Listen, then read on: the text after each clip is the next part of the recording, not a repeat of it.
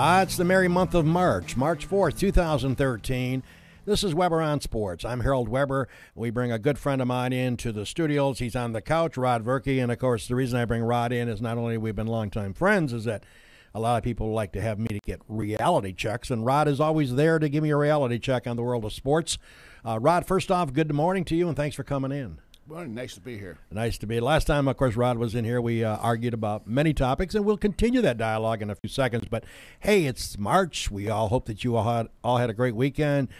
My God, daylight savings time next Sunday, Rod. It's amazing. Spring ahead, so we'll be losing an hour of sleep, but nobody cares. I'm old. I need to sleep. I know you are. Well, if you're old, I'm probably just a tad older, ain't I? But it's good to have Rod alongside. We got lots to talk about. Section 5 basketball. A lot of area teams are still in the hunt for championships. Some teams have been eliminated. Give you an update last night for the Newark boys basketball game, traveling, taking on Batavia last night. Newark loses that game. They now are eliminated. Batavia advances. Newark loses last night. Before we get into the actual games, Rod Verkey's my special guest this morning. And I think we should spend a couple of seconds talking about Geneva High School. Brian Miller, the coach. You've been around a long time. You've been involved in Section 5 basketball for decades. There's a very few teams, not very few, but there are some teams that bring out recognition with a capital R, and I think Geneva High School deserves to be recognized. They had a sensational season led by Shane Sweeney. However, they found a way to lose 2 games to the same team, and I gave you kudos before I went on the air today, saying that when I was with you and your wife and son Matt at the bar at Reds one night, you said keep an eye on Aquinas, and you must have been thinking out loud because obviously Aquinas has been the problem for Geneva. They get eliminated by Aquinas. Aquinas, a fine basketball program. Yeah, it's good. And Coach Miller kind of said it very succinctly in Section 5 also. He beat 19 public schools, and it's tough to compete when you got to go against the Catholic schools that have some advantages that the public schools don't.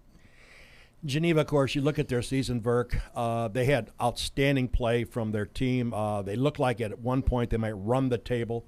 You know better than anybody, basketball is a funny game. You got to be ready to go every single night or every other night. And, Shane Sweeney setting an all-time scoring record at Geneva High.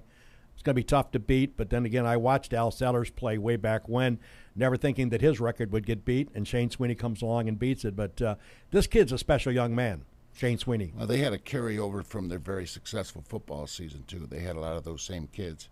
And it helps to have those kids when you go from sport to sport and season to season. I look for them also to be very good in the spring with lacrosse. Probably the best thing to say about that team is I thought that they played well all season. They played hard. And I think at the end of the season they lost one player that didn't play against a couple teams in the final 2 games, and that hurt them also. Terrell Johnson, center. Terrell. Yeah, you got to have all your ammunition going in, especially when you get to that level, and that hurts you. And by the way, since we're all 3 here together, Jim Senacropi, our owner and our producer and director of this show, along with Verk and myself, all Miners Academy graduates, it makes you feel good about the Miners Academy girls program, the basketball program.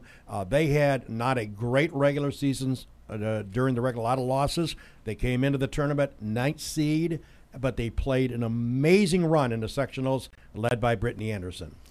Well, and I got to give some accolades to Section 5 also. In many of the sections, probably the majority in New York State, Minders wouldn't even have got into the sectionals. Syracuse has a percentage rule. You have to win a certain percent.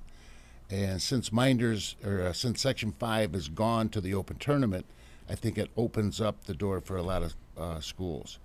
When you play in a league that's as tough as Minders is with all different classifications, you may not have a great record. But it just goes to show when number 1 beats number 9 and then runs the table and wins the sectionals that it's the right thing to do for kids. And how about the Romulus girls basketball team? They had a nice little run there. They played really well. I guess the number of kids on that team might outdo the number of kids in the school, because we all know Romulus don't have a big, as far as number of kids in that school. But I want to send out our very best from Weber on Sports, along with Rod Verkey and Jim Senacropi. Hey, it's just great to see teams that it may have had an off regular season, but when the bell rings for the sectionals, they were there to answer the bell. Yeah, and it's nice to note that the second time in 3 years that the Minders Academy boys and girls won sectionals in the same season. That's great. Yeah.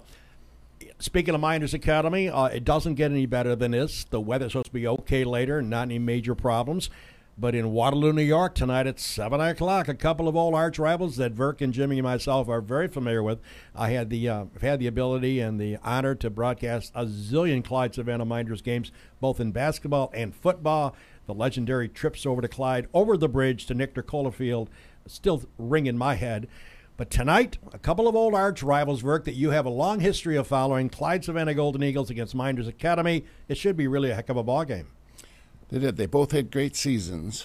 And when you get to this point in the season at this level, to have three schools that are 20 miles apart going against each other for a state berth, to go to Buffalo and then go to Glens Falls, it's something pretty special. That doesn't happen in a lot of places. And they have a long history, obviously, Clyde-Savannah Minders. Jimmy, you know, you go back, and so do I. I mean, there's nothing like Clyde-Savannah going at it against Minders in any sport. Well, since we've covered these basketball games, it's always disappointing that we don't get to see Minders play Lions or Clyde play Minders. Right. This year we got to see Lions play Newark, which is something different, which was fun.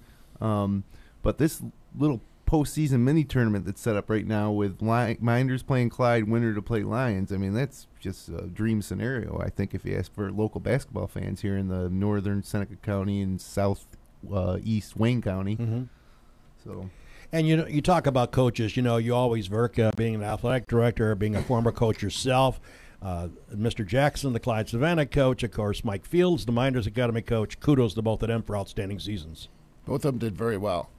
You got to have good kids to get there, but you got to have somebody that's going to organize them and give them some motivation to be there. And the coaches seem to take a lot of flack when you lose, and they should get some consideration when they win also. In a school that you're very familiar with, you spent a lot of time at Lions during your career. Lions, New York, of course, the hometown of the Dog, along with we'll be talking about Jimmy Boeheim in a few seconds. But Zach Young has done a masterful job with his kids, and they await the winner of tonight's game, and they'll play at the Big House, the Blue Cross Arena, coming up on Wednesday night. Zach got Coach of the Year in Wayne County, which he certainly deserves. I think this is the second year in a row that he's done that. And being from Seneca Falls in the old days when the Minders-Clyde rivalry was there in football, then going to Lions and being 7 miles away from Clyde and football, basketball, baseball, all the different sports, didn't give me a deep appreciation for Clyde, but I always respected their sports. Well, the best move I ever made, I think I told you the story before, is when we began broadcasting in 1970, and I started doing about 4 or 5 games, football games, to begin the George Sewin ownership of SFW. We were covering, obviously, Minders and Waterloo, doing about 5 or 6 games our first year. And the Ferrandino brothers, who you know very well, the legendary Ferrandinos from Clyde's, New York, saw me at a restaurant and said, you ought to come over and do a Clyde game.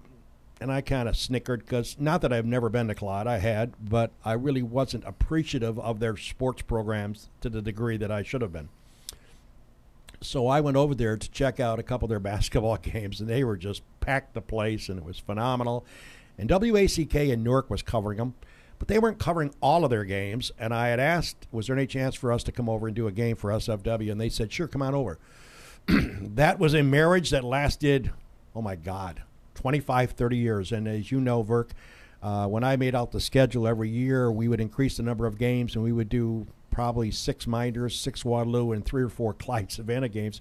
That became our third home of covering games, and it was the best move I ever made. And I want to thank Mike Ferrandino for giving me the tip, because they considered us their home station for a zillion years because of the fact that we came and we did a lot of good broadcasts for that. And we used to go down to the Little Red Barrel afterwards, and they used to take the play-by-play that I did and put it up on this big screen at the bar, and that was always a lot of fun at the end of the game. So that was always, it's always got a soft spot in my heart when I think about broadcasting sports. Clyde-Savannah was, I don't know if I'd ever gone over there to cover a game if it wasn't for Mike Ferrandino mentioning it. You might check this out.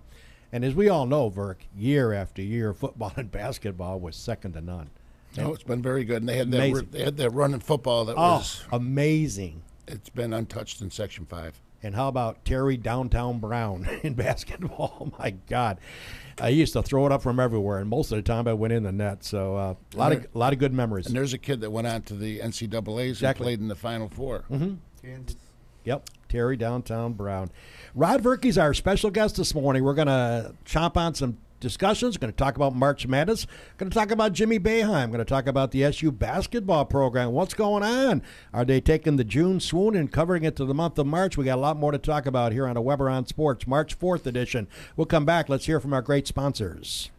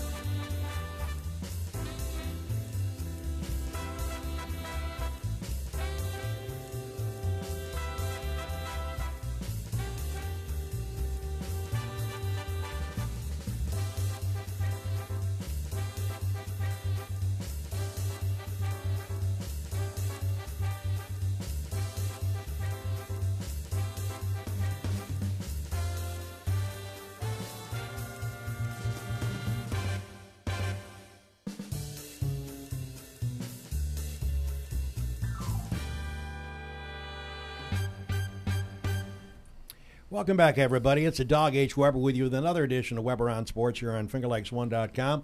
Hope you're enjoying the show. Rod Verkey, a longtime buddy of mine. Sports persona knows a lot about a lot of sports, and if you want to get into a trivia contest, he's not one of the guys to sit around and discuss trivia with, because I've never seen anybody in my career or lifetime that knows more about trivia than he does. He can dazzle you. He tries to throw some questions my way, and I just keep walking because there's no way that I can conjure up the answer. But it's good to have Rod along. Speaking of our sponsors, as we were rolling through our sponsors, and we appreciate their support week in and week out on this show, I must tell you that the Ullmans, Bob and Leslie, of course, the Ullman Theater is sponsor. Of course, Newark baseball won't be that far down the road. A few months, they'll be playing baseball in Newark. But I guess Bob and Leslie are still down in the Carolinas, and if they're checking out the dog show this morning, I know they'd rather be up in the Finger Lakes tonight to go see that Clyde-Savannah Minders game tonight in Waterloo. And, of course, the winner will take on Lions at the Blue Cross Arena on Wednesday night. So special hello goes out to Bob and Leslie Ullman. Speaking of sponsors, Dick Marshall, of course, a great sponsor of the show as well. They were here last week, him and Ted Flock, talking about the Daytona 500 and the outstanding run by Danica Patrick. And, oh, by the way, just so you guys all know, that the dog has got my gift that I was given last week from Danica, or about Danica, and there it is. See that? Nice picture of Danica. She didn't do too well in Arizona, we might add. She finished, I think, 37th or 38th. She had trouble all day with her car, so I don't think I'll be getting any calls about needling me about Danica today from the likes of Ted Flock and Dick Marshall. It'd be kind of nice to have the phone not ring. Okay, let's turn our attention, Verk, to the world of college basketball. As we talked about prior to the show, I mentioned there might be 12 teams could win the national title this year, which is a good thing for sports fans. We're all going to get the brackets coming out soon. But closer to home, you mentioned it might be more like 15 or 20 that could win this thing. Let's talk about the SU basketball program. Of course, they've had a good season. Not a great season, but a good season. They've lost 3 Big East games in a row. From my point of view, Verk, it looks like they're playing some pretty good D for defense, but it looks like they can hit the broadside of a barn down the stretch. Your opinion of what's going on with SU? Well, you always look better when you shoot good. Yep. It just does. And your defense is kind of a constant, and I think that's been pretty good all year.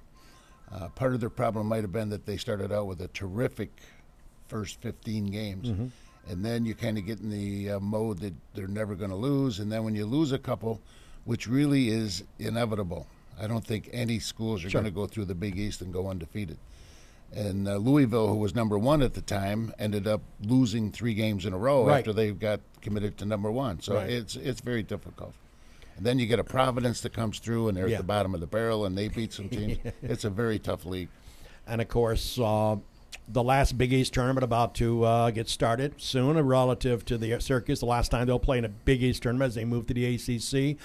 I'm not sure I talked to you about this. What's your feeling on them moving to the other conference? You think it's going to be great for Syracuse, okay? Or, I mean, as far as their alliance to the Big East, they obviously were one of the founders.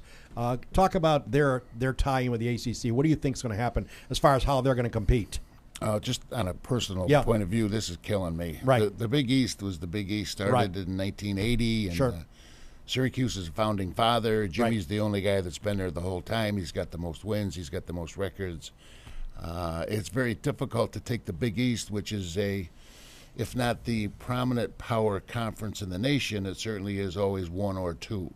Mm-hmm. And now you're going to go to another league, which is pretty well established, and the basketball program is going to be good anyway. Right. But to me, you've taken a thing that was working pretty well, and because of a lot of different reasons, mostly money, right. you're moving it to a conference where you're not going to get the fan base that you had here.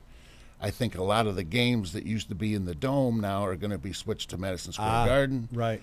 If I'm a season ticket holder, I know I got to think about that. So I just don't like it. And I know Jimmy was not real fond of it either. Well, you just brought up the name that we want to talk about, and that's Jim Boeheim. I was kidding Jim about it, Jim Sanacropi about it. The losses that has happened to Syracuse, the sort of a downspin that they're going through right now. They still have a fine program. They still have excellent athletes. The question is his post-news conferences changed lately? It's because it seems, and I've had the chance to watch 3 or 4 of the last 4 losses that he's had, it has become almost comical. He is giving these reporters nothing. He is very snarly and very to the point, and he's basically just, get me out of here. What's your opinion? Is Jim getting a little more at edge now with these losses, or is it because he's getting like we are older, his lack of humor with the press? I know the press asks dumb questions. I understand that. Media people have a tendency of doing that. But as you and me talked about before we went on the air, and I think Jim would agree with me, 20 years ago, with all due respect, nobody in the Midwest and the Far West knew where Syracuse, New York was. The Dome helped, obviously.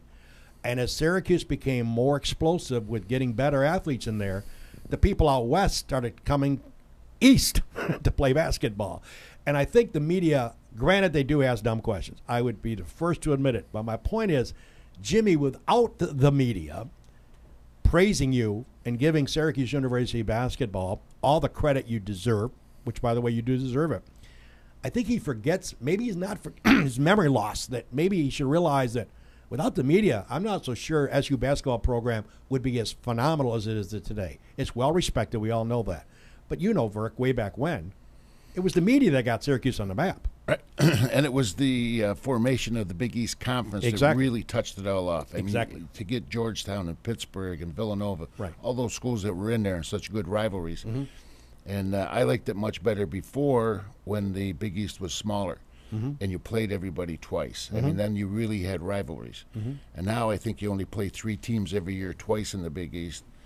So I think the formation of the Big East led to the power conference that it is.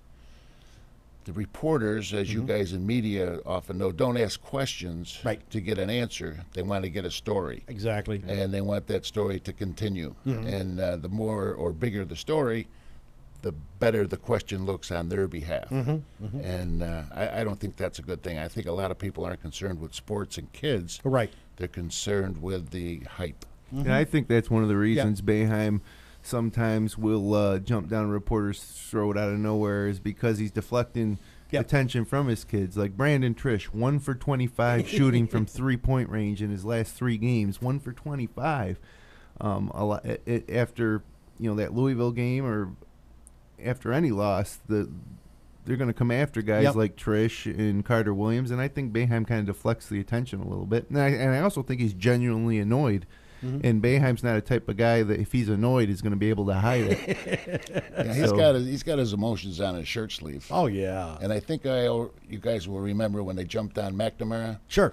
Yeah. And he defended him to the hilt, and McNamara came on and did one of the best performances ever seen in the Garden during the Big East tournament. We'll never forget that. It was amazing run that he had. You couldn't write a script for that stuff that happened. I agree.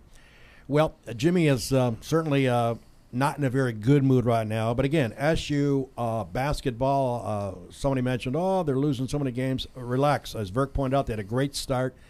They're going to be in March Madness. The question is what kind of seed they're going to get. And Verk made a good comment before we went on the air. It's based on the Big East play as well, the tournament. Will it be a decent seed or will it be a higher seed? That will be determined. If they lose in the first or second round of the Big East, they could get obviously a higher seed based on. Because as you know, Verk, and you made the comment like I heard the other night, the NCAA looks at the last 10 games that you play, put a lot of strength in that. And it'll be interesting to see where the seed comes out. Not that that's all important. Granted, a 16's never beaten a 1, even though, as you know, Verk, they've come close. I'm not so sure it makes a difference whether you're a 5, a 6, a 7. I don't know if that makes a big difference. You got to win them all. It doesn't matter. You got to win them all. Once you get into it. Exactly. And you have different factors also. Right. Kelly just came back for Duke. Right. He's been sitting on the bench. He comes back. That was one of the best performances I've ever seen. He scores 36 points. In his game back, Yeah. It was fantastic. And those things all go into consideration. Kentucky was doing very well. Right. And they lose the one That big kid. Oh, that kid. And they may not make the tournament. Yeah. Depends on how they do these. Usually, the NCAA tournament committee, selection committee, I think if you got a guy who is injured at the end of the year and you lose him for the tournament, they usually don't penalize a team. Like when Syracuse lost Onuaku or even Fab Melo, it didn't hurt their seed. But if you have a guy who was hurt and he comes back, I think they'll boost you. So I think with Duke, I think that him coming back should boost him into that number 1 seed, unless they lay an egg in the ACC tournament. Well, they're definitely a contender now. Without Kelly, I don't think they're a contender. But with him, they could win it all again. So basically, you got anybody, Verk, that you think, even out of the 20 that you're thinking about that may be in the hunt, do you have anybody that you like more than another team right now if you were to just throw a coin up in the air? I always like Syracuse. Right. I always take them. But I like Indiana. I like their coach. I like their players. I like the way they play defense. And they have a little Rochester Section 5 connection with the Sheehy kid who comes off the bench and starts sometimes. And he's a very good player also. So if I had a kind of a team that I'd like to see, it would be Indiana. Okay. So there you go. We'll have to wait and see. It's going to be a lot of action, Jimmy, with the basketball tournament. Let's switch subjects and talk a little bit about football. Then we'll wrap this baby up. Manti Te'o, the most celebrated linebacker for Notre Dame, with the I won't get into the bizarre story of what happened with the girlfriend dying and the grandmother dying, all this stuff. But at the combine, at the NFL, which I call it the meat market. I love they call it the combine. They're actually just checking you out to see if you're a prime rib or. Did you go to the combine, Rod? Did they have that back then when you were played? No, they had the beginnings of it. What they had back then, and got to remember this is a long time ago. They would have one scout that would combine 5 teams, and he would scout for those 5 teams. Okay. Which is actually how the combine got going. And then they started inviting people out and going that way. But at the combine, Manti Te'o getting disappointing grades from all the purists around the country, saying that he was miserable in speed, agility, the various sessions they put him through. They gave him some really bad marks. He ran a 4.8 something. Yep. Which is a good speed for a guard. It's not linebacker speed. Well, anyways, I could not believe this celebrated. By the way, he was projected at one time a first-round draft. Sure. Wow. Not in the first round, yeah. He's second. Right. In the Heisman Trophy. Exactly. Which just goes to show you what the media Bingo. can do. Exactly. If you look at Boswell. Right. Back. Well, Bosworth? Brian Bosworth, yeah. Oklahoma. Same thing. He was the best hype there ever was in football. Right. And then when it came down to playing, he really didn't have it. It's amazing. So I thought it. And, of course, we always have to talk about my beloved Bills. I thought, and you and me have both kind of talked about it the other night when I asked you to come on the show, I think it's apparent, and I think it's even understood by even Bills lovers. There are many that come through the thruway when I'm working out there. They have their Bills shirts on. I always pick on them a little bit. But it's understood they're not going to go anywhere with Ryan Fitzpatrick. I think I do believe most people believe he's not the answer at QB. You would agree maybe with that? That could be. Okay. But the reality is he is their quarterback. He is their quarterback. And he's getting a lot of money to be the quarterback. But this Alex Smith move to Kansas City, give Andy Reid and his organization a lot of credit. I think Alex Smith is a good quarterback. I don't think he's a great quarterback, but I think he's pretty good. He's got a 72% completion percentage in the NFL. And then, of course, they went with Kaepernick, and, of course, the decision on Kaepernick obviously can't be judged. He's done a nice job. I would have thought the Bills would have traded, some of their Wilson kids to go after Alex Smith because he was available for the right price. Were you surprised they weren't in that hunt? Not really. They just gave Fitzpatrick the big contract. Right. And he has shown to be a pretty good quarterback. They beat the Patriots Right. 2 years ago. Sure. Patriots, of course, are Yep. one of the better teams in the NFL. I think any of those guys, Fitzpatrick, Eli Manning, you give those guys enough time and give them some guys that can get separation, they will deliver the ball for you. Okay. So if you give them a front line that's going to protect them, and you get a little more, I think, some speed and separation speed in their wide receivers, and they'll be okay. So you have not given up on Ryan Fitzpatrick? No, I think they're going to surround him with some other people, and just because they change coaches, I don't think anybody has aspirations of them going to the Super Bowl. It's going to be a process, and I think you can't judge that process until the third year or fourth year that you're there. You got to bring them in. Yeah, I feel the same way Yeah. about quarterbacks. Right. I think, why is Tom Brady a great quarterback? Yeah. Well, because he plays for the New England Patriots, where it's Sure. a great system and, Right. and a great, personnel around him. If Tom Brady was the Buffalo quarterback, Yep. you think he would have won Super Bowls and been a Pro Bowl candidate? I don't Yeah. think so. I think one reason Fitzpatrick really gets knocked on too is that nowadays you're seeing more running quarterbacks Right. that can. So if you got a team like RG3 who, if he gets in trouble and gets pressured, he can run out of it. Fitzpatrick can't do it, so he seems limited compared. So he takes. But if you give a guy like Ryan Fitzpatrick enough time, and you have a defense that's going to keep their offense, not needing to score 40 points a game, that I think he can be productive. Interesting. Okay. Well, Verk, before we get off the air, I want to talk about a trial of the century that I'm watching. I know you're into all that kind of stuff. Jodie Arias, Phoenix, Arizona. I know we delve off the world of sports. I got to bring this up to my viewers this morning. This is the most sensational trial that I've ever watched on True TV, which is Court TV, Channel 76 for you, Time Warner. Verk, you would love it. Sex, lies, and videotape. 105-pound diminutive young lady, falls in love with a guy named Travis Alexander. He's a Mormon. She became a Mormon. They get out there, and she's a jealous type. 105 pounds, 5'5". Supposedly, she admits killing this guy on June 4th, 2008, claiming self-defense. I've been watching this trial every day on tape when I get home before work. I've missed it. Oh, you got to check it out, Verk. It's the greatest trial in the world. Language galore. The F word comes out like the. Sex tapes, you name it, it's great. Supposedly, she's running away from him because he goes ballistic on her down the hallway in his house. She goes into a closet, picks a gun out from the closet, which is about 6 feet from base to the top. She's 5'5". She doesn't ruffle any types of clothing on first and second shelves. This gets better. She runs out. He comes after, does a linebacker lunge toward her. He's 245. She's 105. She holds the gun. Boom. Above the right eye. DOA. Good shot. Good shot. It gets better, Bert. This is underway as we speak. He's laying on the floor, blood gushing like Heinz ketchup. Perfect. The 105-pound Jodie Arias, what does she do? Not only does she not leave the premises after gunning down her boyfriend, killing him, she proceeds to grab a knife and stab him 27 times.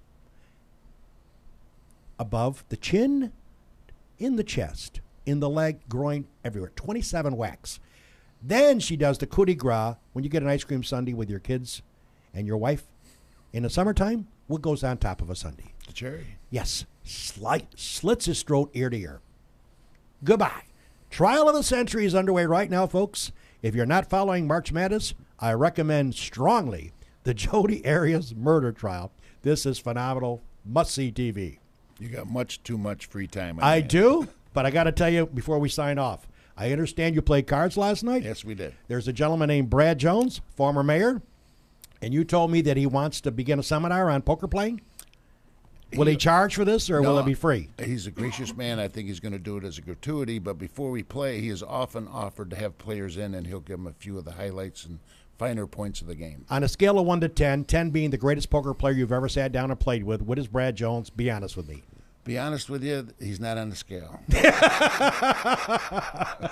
He doesn't muster a 2? No, I can't do that. Okay.